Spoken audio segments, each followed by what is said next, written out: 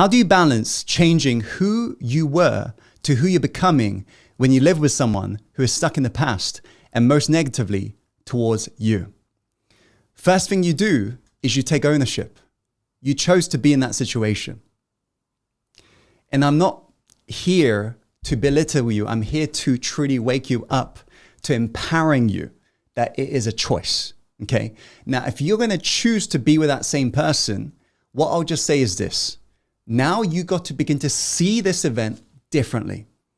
Let's say you can't change whomever that toxic person is. Let's say they have to be around you every day. Just remind yourself this. The greats before you, the Mother Teresa's, the Mahatma Gandhis of our time, they didn't need others approving of them, being positive around them, for them to hold their unconditional loving focus. They just were. Likewise yourself. You don't need people truly trying to always uplift you all the time.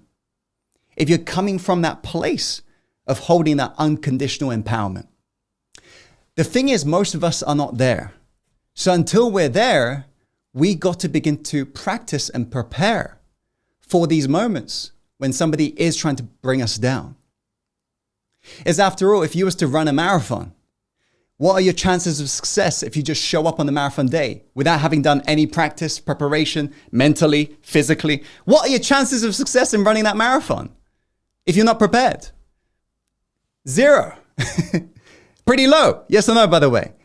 Likewise, what are your chances of success in handling a toxic person if you haven't prepared yourself all throughout the day, all throughout the week, in really feeding your mind with empowering thoughts, empowering beliefs, identity, prepping yourself, rehearsing for success? What are your chances of success? Slim to none. So, firstly, prepare. Secondly, begin to experience life's journey. Life will automatically bring you liberation, provided you allow life to unfold. Life is trying to free you. But those things that free you sometimes looks like triggers. And this is why we run away. We run. We say, I can't handle this anymore. We run, not realizing you have just trapped yourself in a prison and chucked away the keys. Because think about this, running away from those battles, the inner battles, the triggers, is a race you'll never ever win.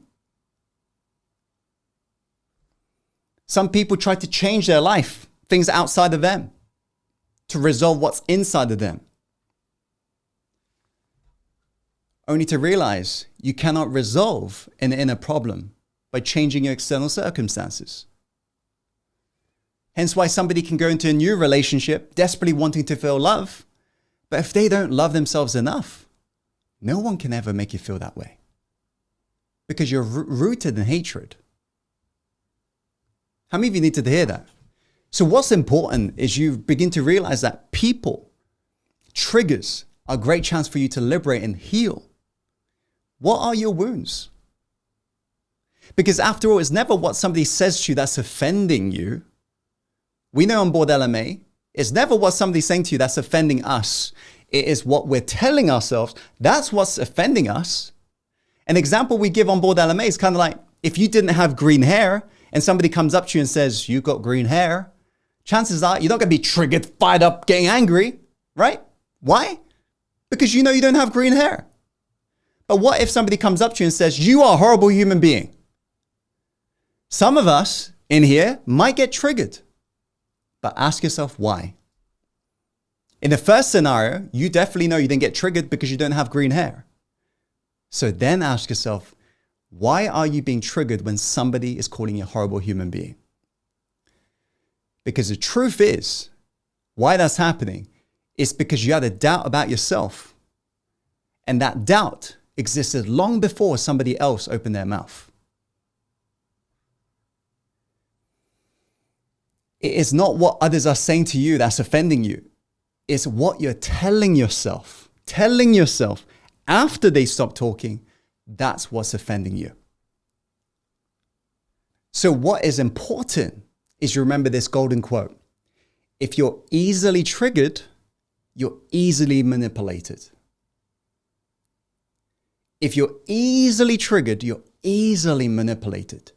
If you want to avoid manipulation, avoid being so triggered all the time. Use it as a chance for you to work on your healing, work on your inner wounds. Use it as a chance for you to make your life better, not bitter, kind of like the greatest amongst us before us, the Mahatma Gandhis and Mother Teresa's did. The more toxic somebody was, the more they reminded themselves, that's the chance for me to give them more love, give them more love. That's how they are able to strengthen that identity. That's liberation.